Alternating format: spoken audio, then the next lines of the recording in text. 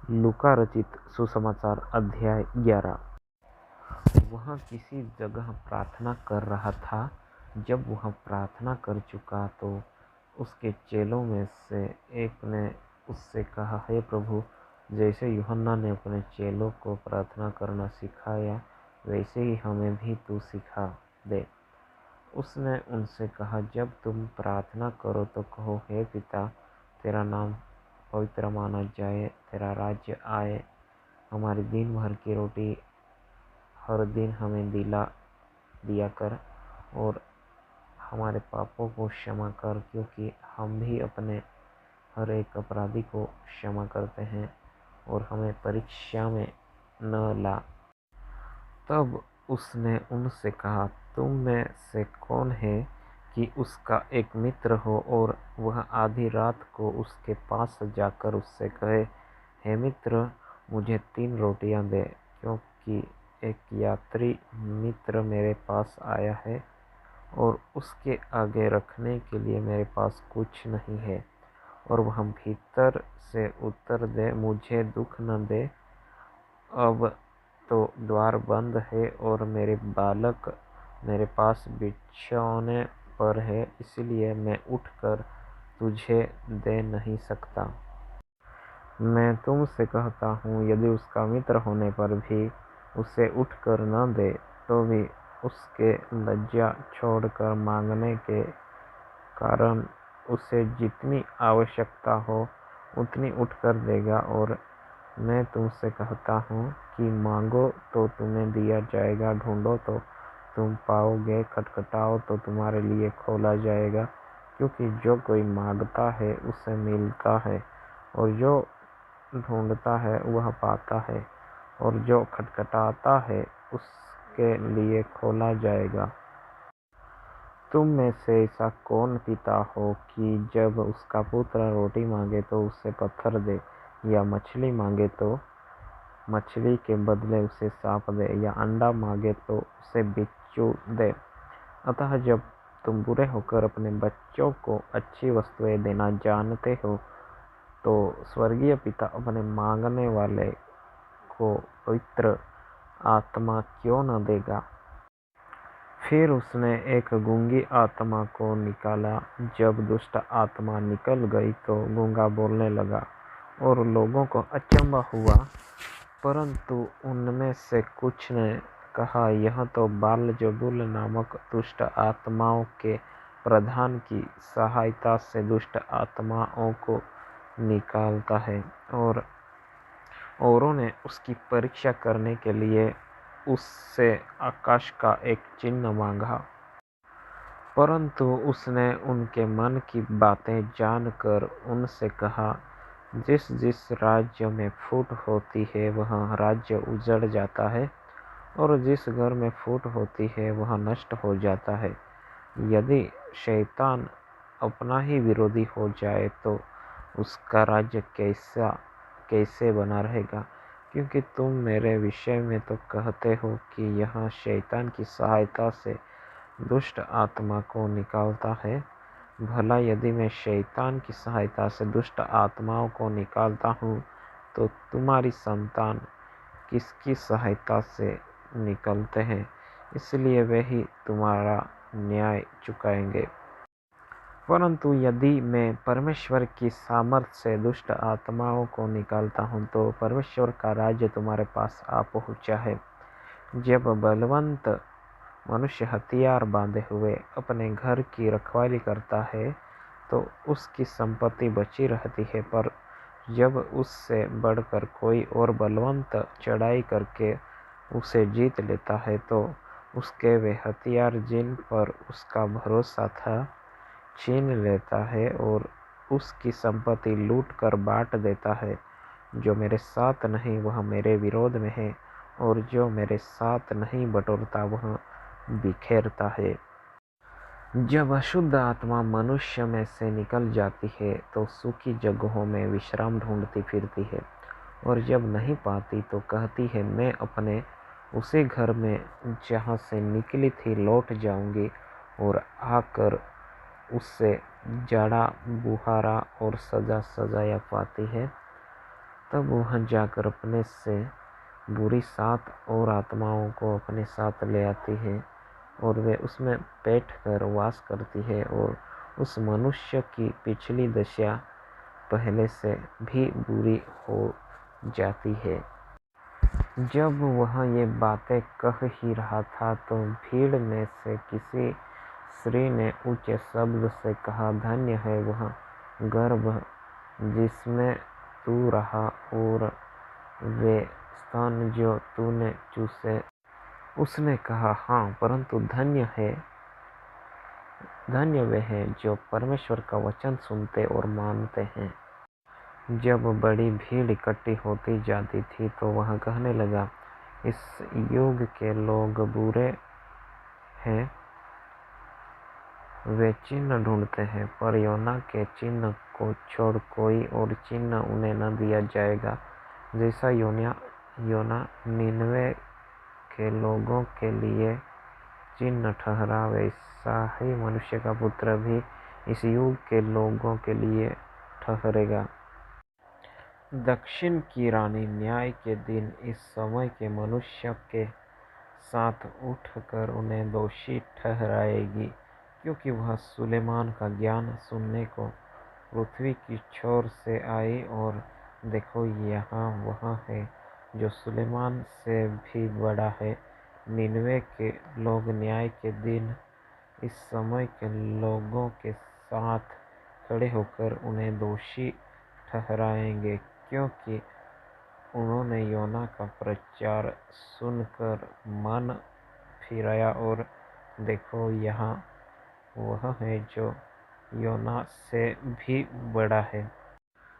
कोई मनुष्य दिया जला के तलघर में या पैमाने के नीचे नहीं रखता, परंतु दीवट पर रखता है कि भीतर आने वाले उजियाला पाए। तेरे शरीर का दिया तेरी आँख है, इसलिए जब तेरी आँख निर्मल है तो तेरा सारा शरीर भी उजियाला है, परंतु जब वह बुरी है तो तेरा शरीर भी अंधेरा है। इसलिए चौकस रहना कि जो उजियाला तुझ में है वह अंधेरा न हो जाए।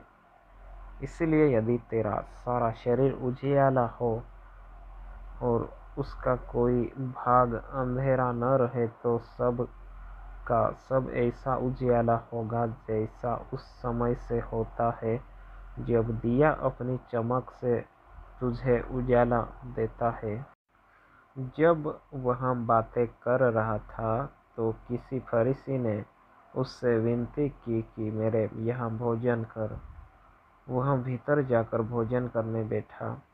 फरीसी को यहाँ देखकर अचंभा हुआ कि उसने भोजन करने से पहले स्नान नहीं किया। प्रभु ने उससे कहा, हे फरीसियों, तुम कटोरे और थाली को ऊपर से तो मांजते हो, परंतु तुम्हारे भीतर अंधेरा और दुष्टता भरी है। हे निर्बुद्धियों, जिसने बाहर का भाग बनाया, क्या उसने भीतर का भाग नहीं बनाया? परंतु हाँ, भीतर वाली वस्तुओं को दान कर दो तो देखो सब कुछ तुम्हारे लिए शुद्ध हो जाएगा। पर हे फरीसियों, तुम पर हाय, तुम पुदीने और सुदाब का और सब भांति के साग पात का 10वां अंश देते हो, परंतु न्याय और परमेश्वर के प्रेम को टाल देते हो। चाहिए तो था कि इन्हें भी करते रहते और उन्हें भी न छोड़ते। हे फरीसियों, तुम पर हाय, तुम आराधनालयों में मुख्य मुख्य आसन और बाजारों में नमस्कार चाहते हो। हाय तुम पर, क्योंकि तुम उन छिपी कब्रों के समान हो जिन पर लोग चलते हैं परंतु नहीं जानते। तब एक व्यवस्थापक ने उसको उत्तर दिया, हे गुरु, इन बातों के कहने से तू हमारी निंदा करता है। उसने कहा, हे व्यवस्थापकों, तुम पर भी हाय, तुम ऐसे बोझ जिनको उठाना कठिन है मनुष्य पर लादते हो, परंतु तुम आप उन बोझों को अपनी एक उंगली से भी नहीं छूते। हाय तुम पर! तुम उन भविष्यद्वक्ताओं की कब्रें बनाते हो जिन्हें तुम्हारे ही बाप दादों ने मार डाला था। अतः तुम गवाह हो और अपने बाप दादों के कामों से सहमत हो, क्योंकि उन्होंने उन्हें मार डाला और तुम उनकी कब्रें बनाते हो। इसलिए परमेश्वर की बुद्धि ने भी कहा है, मैं उनके पास भविष्यद्वक्ताओं और प्रेरितों को भेजूंगी और वे उनमें से कुछ को मार डालेंगे और कुछ को सताएंगे, ताकि जितने भविष्यद्वक्ताओं का लहू जगत की उत्पत्ति से बहाया गया है, सब का लेखा इस युग के लोगों से लिया जाए। हाबिल की हत्या से लेकर जकरिया की हत्या तक जो वेदी और मंदिर के बीच में घात किया गया, मैं तुमसे सच कहता हूँ, इन सब का लेखा इसी समय के लोगों से लिया जाएगा। हाय तुम व्यवस्थापकों पर! तुमने ज्ञान की कुंजी ले तो ली, परंतु तुमने आप ही प्रवेश नहीं किया और प्रवेश करने वालों को भी रोक दिया। जब वह वहाँ से निकला तो शास्त्री और फरीसी बुरी तरह उसके पीछे पड़ गए और छेड़ने लगे कि वह बहुत सी बातों की चर्चा करे और घात में लगे रहे कि उसके मुंह की कोई बात पकड़े। अध्याय 12। इतने में जब हजारों की भीड़ लग गई, यहाँ तक कि वे एक दूसरे पर गिरे पड़ते थे, तो वह सब से पहले अपने चेलों से कहने लगा, फरीसियों के कपट रूपी खमीर से चौकस रहना। कुछ ढका नहीं जो खोला न जाएगा, और न कुछ छिपा है जो जाना न जाएगा। इसलिए जो कुछ तुमने अंधेरे में कहा है वह उजाले में सुना जाएगा, और जो तुमने कोठरियों में कानों कान कहा है वह छत पर से प्रचार किया जाएगा। मैं तुमसे जो मेरे मित्र हो कहता हूँ कि जो शरीर को घात करते हैं परंतु उसके पीछे और कुछ नहीं कर सकते, उनसे मत डरो। मैं तुम्हें चिताता हूँ कि तुम्हें किससे डरना चाहिए। घात करने के बाद जिसको नरक में डालने का अधिकार है, उसी से डरो। हाँ, मैं तुमसे कहता हूँ, उसी से डरो। क्या 2 पैसे की 5 गौरियाँ नहीं बिकती, तो भी परमेश्वर उनमें से एक को भी नहीं भूलता। तुम्हारे सिर के सब बाल भी गिने हुए हैं, इसलिए डरो नहीं, तुम बहुत गौरियों से बढ़कर हो। मैं तुमसे कहता हूँ, जो कोई मनुष्य के सामने मुझे मान लेगा, उससे मनुष्य का पुत्र भी परमेश्वर के स्वर्गदूतों के सामने मान लेगा। परंतु जो मनुष्य के सामने मेरा इनकार करे, उसका परमेश्वर के स्वर्गदूतों के सामने इनकार किया जाएगा। जो कोई मनुष्य के पुत्र के विरोध में कोई बात कहे, उसका वह अपराध क्षमा किया जाएगा, परंतु जो पवित्र आत्मा की निंदा करे, उसका अपराध क्षमा नहीं किया जाएगा। जब लोग तुम्हें सभाओं और हाकिमों और अधिकारियों के सामने ले जाए, तो चिंता न करना कि हम किस रीति से या क्या उत्तर दे या क्या कहे, क्योंकि पवित्र आत्मा उसी घड़ी तुम्हें सिखा देगा कि क्या कहना चाहिए। फिर भीड़ में से एक ने उससे कहा, हे गुरु, मेरे भाई से कह कि पिता की संपत्ति मेरे साथ बांट ले। उसने उससे कहा, हे मनुष्य, किसने मुझे तुम्हारा न्यायी या बांटने वाला नियुक्त किया है?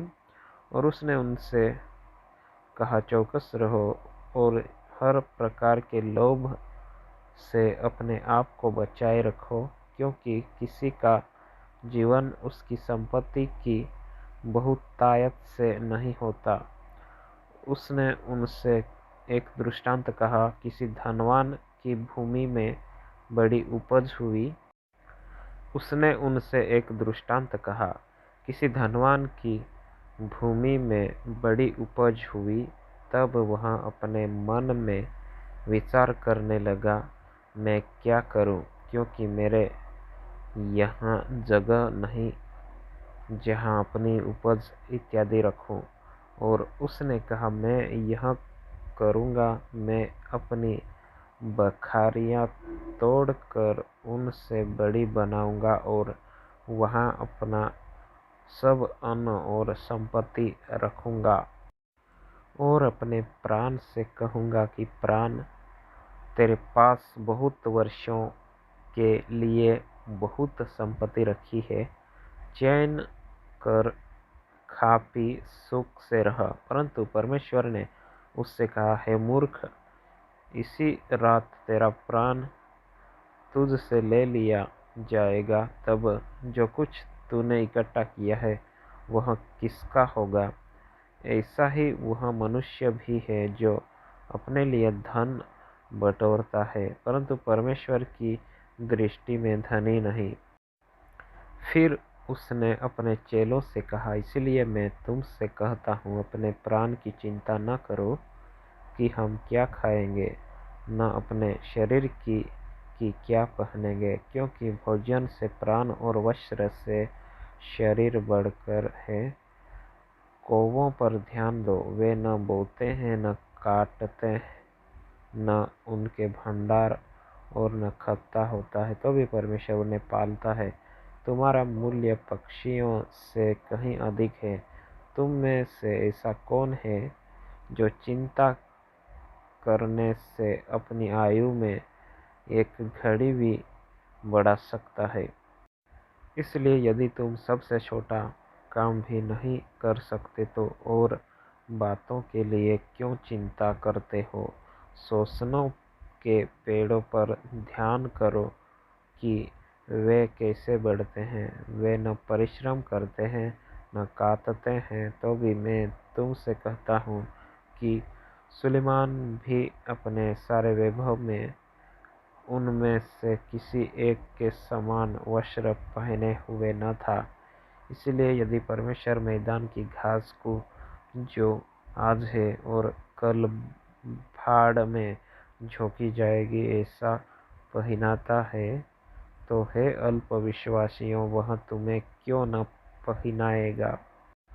और तुम इस बात की खोज में न रहो कि क्या खाएंगे और क्या पिएंगे, और न संदेह करो, क्योंकि संसार की जातियां इन सब वस्तुओं की खोज में रहती है, और तुम्हारा पिता जानता है कि तुम्हें इन वस्तुओं की आवश्यकता है।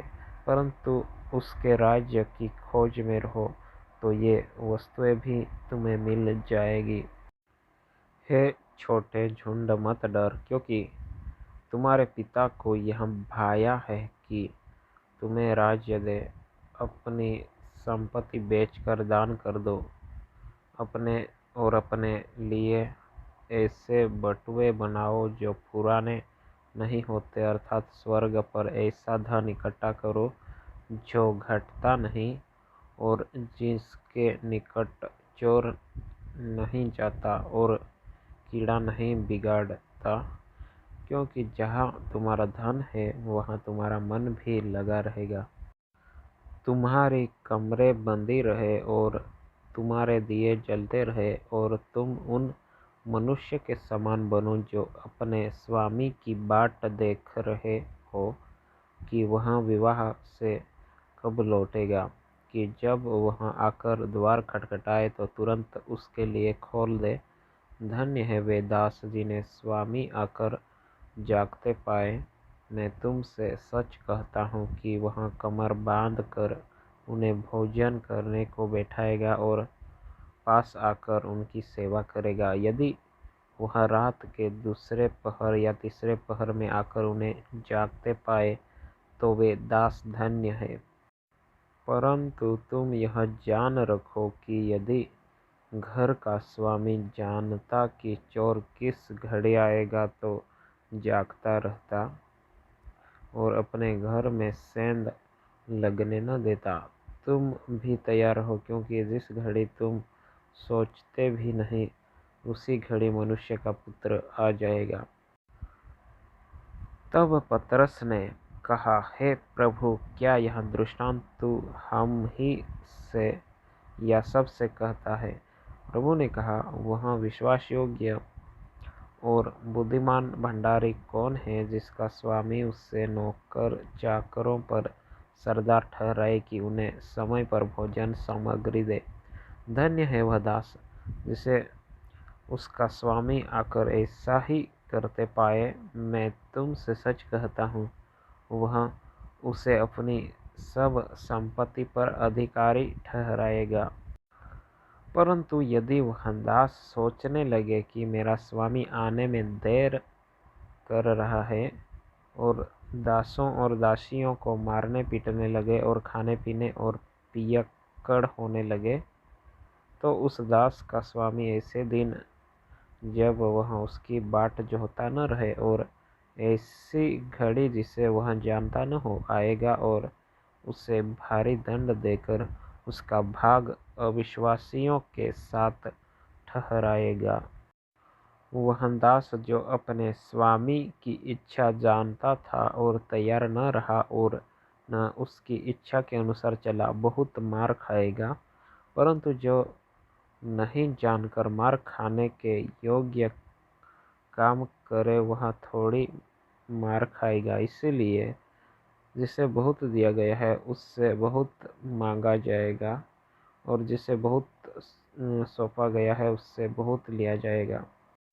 मैं पृथ्वी पर आग लगाने आया हूँ और क्या चाहता हूँ केवल यह कि अभी सुलग जाती। मुझे तो एक बपतिस्मा लेना है और जब तक वह न हो ले तब तक मैं कैसी व्यवस्था में रहूँगा? क्या तुम समझते हो कि मैं पृथ्वी पर मिलाप कराने आया हूँ? मैं तुमसे कहता हूँ नहीं, वरन अलग कराने आया हूँ। क्योंकि अब से एक घर में 5 जन आपस में विरोध रखेंगे, 3 2 से और 2 3 से, पिता पुत्र से और पुत्र पिता से विरोध रखेगा, माँ बेटी से और बेटी माँ से, सास बहू से और बहू सास से विरोध में रहेगी। उसने भीड़ से भी कहा, जब तुम बादल को पश्चिम से उठते देखते हो तो तुरंत कहते हो कि वर्षा होगी, और ऐसा ही होता है। और जब दक्षिणी हवा चलती देखते हो तो कहते हो कि लूह चलेगी, और ऐसा ही होता है। हे कपटियों, तुम धरती और आकाश के रूप रंग में भेद कर सकते हो, परंतु इस युग के विषय में क्यों भेद करना नहीं जानते? तुम आप ही निर्णय क्यों नहीं कर लेते कि उचित क्या है? जब तू अपने मुद्दई के साथ हाकिम के पास जा रहा है तो मार्ग ही में उससे छूटने का यत्न कर ले। ऐसा न हो कि वहाँ तुझे न्यायी के पास खींच ले जाए और न्यायी तुझे सिपाही को सौंपे और सिपाही तुझे बंदीगृह में डाल दे। मैं तुमसे कहता हूँ कि जब तक तुम दमड़ी दमड़ी भर न देगा तब तक वहाँ से छूटने न पाएगा। अध्याय 13। उस समय कुछ लोग आ पहुँचे और उससे उन गलीलियों की चर्चा करने लगे जिनका लहू पिलातुस ने उन्हीं के बलिदानों के साथ मिलाया था। यह सुन उसने उनसे उत्तर में यह कहा, क्या तुम समझते हो कि ये गलीली और सब गलीलियों से अधिक पापी थे कि उन पर ऐसी विपत्ति पड़ी? मैं तुमसे कहता हूँ कि नहीं, परंतु यदि तुम मन न फिराओगे तो तुम सब भी इसी रीति से नष्ट होंगे।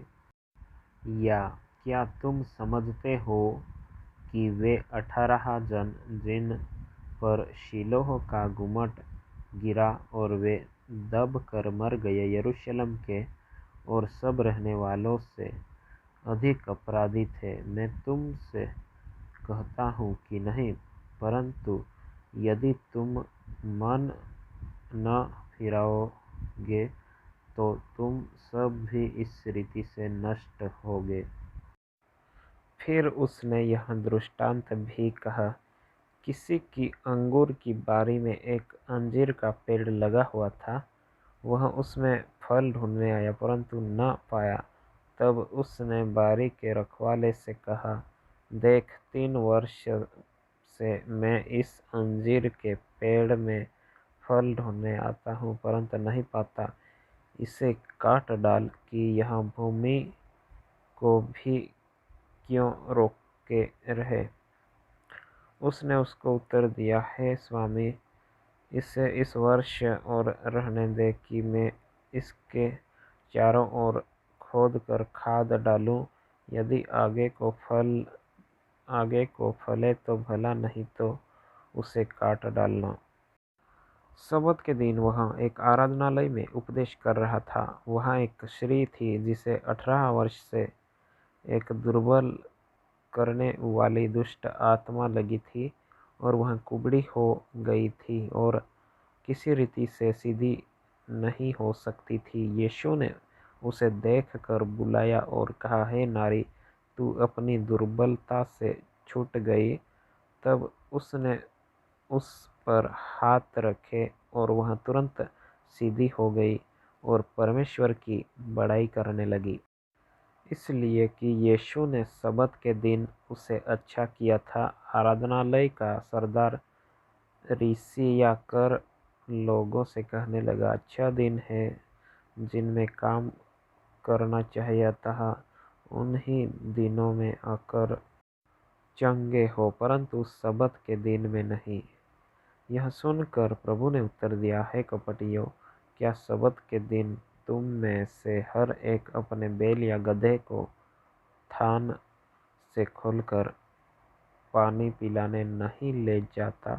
तो क्या उचित न था कि यह स्त्री जो अब्राहम की बेटी है, जिसे शैतान ने 18 वर्ष से बांध रखा था, सबत के दिन इस बंधन से छुड़ाई जाती? जब उसने ये बातें कही तो उसके सब विरोधी लज्जित हो गए और सारी भीड़ उन महिमा के कामों से जो वह करता था आनंदित हुई। फिर उसने कहा, परमेश्वर का राज्य किसके समान है और मैं उसकी उपमा किससे दूं? वह राई के एक दाने के समान है जिसे किसी मनुष्य ने लेकर अपनी बारी में बोया और वह बढ़कर पेड़ हो गया और आकाश के पक्षियों ने उसकी डालियों पर बसेरा किया। उसने फिर कहा, मैं परमेश्वर के राज्य की उपमा किससे दूं? वह खमीर के समान है जिसको किसी स्त्री ने लेकर 3 पसेरी आटे में मिलाया और होते होते सब आटा खमीर हो गया। वह नगर नगर और गांव गांव होकर उपदेश करता हुआ यरूशलेम की ओर जा रहा था, तो किसी ने उससे पूछा, हे प्रभु, क्या उद्धार पाने वाले थोड़े हैं? उसने उनसे कहा, सकेत द्वार से प्रवेश करने का यत्न करो, क्योंकि मैं तुमसे कहता हूँ कि बहुत से प्रवेश करना चाहेंगे और न कर सकेंगे। जब घर का स्वामी उठकर द्वार बंद कर चुका हो और तुम बाहर खड़े हुए द्वार खटखटा कर कहने लगो, हे प्रभु, हमारे लिए खोल दे। और वहाँ उत्तर दे, मैं तुम्हें नहीं जानता, तुम कहाँ के हो। तब तुम कहने लगोगे, हमने तेरे सामने खाया पिया और तूने हमारे बाजारों में उपदेश किया। परंतु वह कहेगा, मैं तुमसे कहता हूँ, मैं नहीं जानता, तुम कहाँ से हो।